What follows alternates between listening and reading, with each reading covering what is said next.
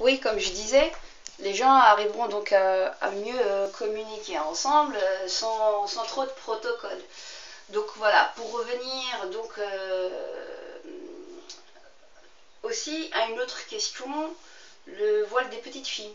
Alors c'est une aberration que nous ayons jusqu'à présent des personnes et des familles qui châlent et qui voilent leurs petites filles, tout simplement par pseudo-tradition qui n'a rien à voir en réalité avec la religion, puisque si nous devions faire comment dire, l'étude de l'histoire musulmane, on comprendra que Aïcha déjà n'avait jamais 6 ou 9 ans lorsqu'elle s'était mariée avec le prophète, mais qu'elle en avait entre 17 et 20 ans, et ça il suffit juste de faire un calcul et d'utiliser d'autres données historiques quant aux naissances à l'âge de sa mère et l'âge comment dire, de sa sœur, de sa demi-sœur.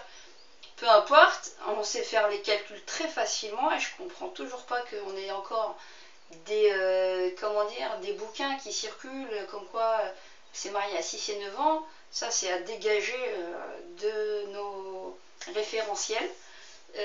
En tout cas, ça, de toute façon, tout ça c'est argumenté, comme je dis, dans le travail que je fais.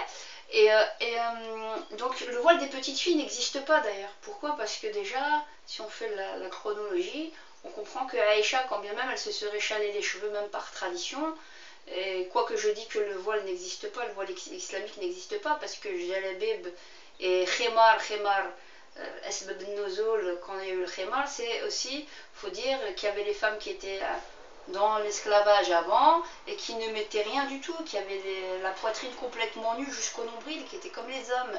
Et donc, le khimar, dans le verset coranique, parle de se couvrir de tout ce qu'il y a de notre atour et du cou et de la poitrine.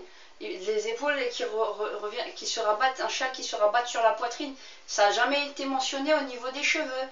Et le hijab, il y a beaucoup de choses à dire. Donc ça serait trop long, j'ai pas le temps.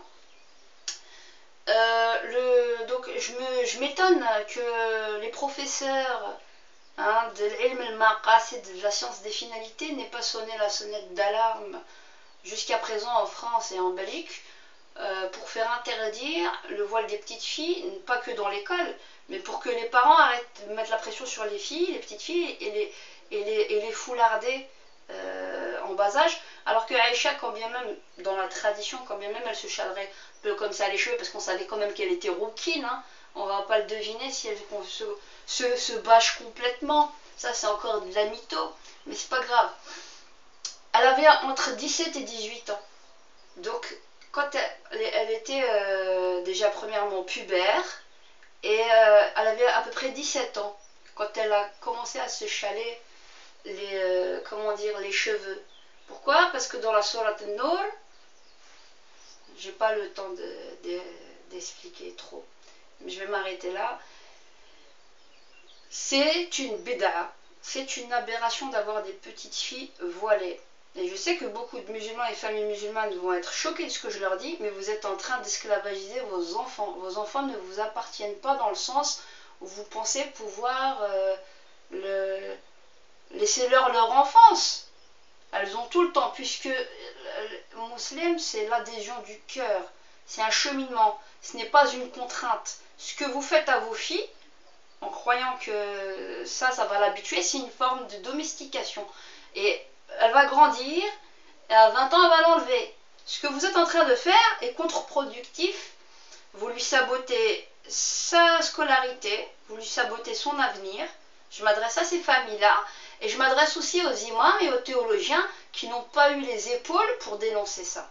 Voilà.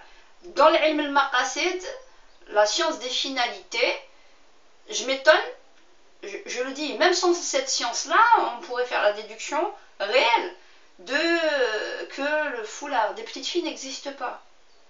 C'est une bid'a, je le dis et j'assume. Voilà, je vous laisse. Bonne journée parce que je dois partir en cours et à la prochaine.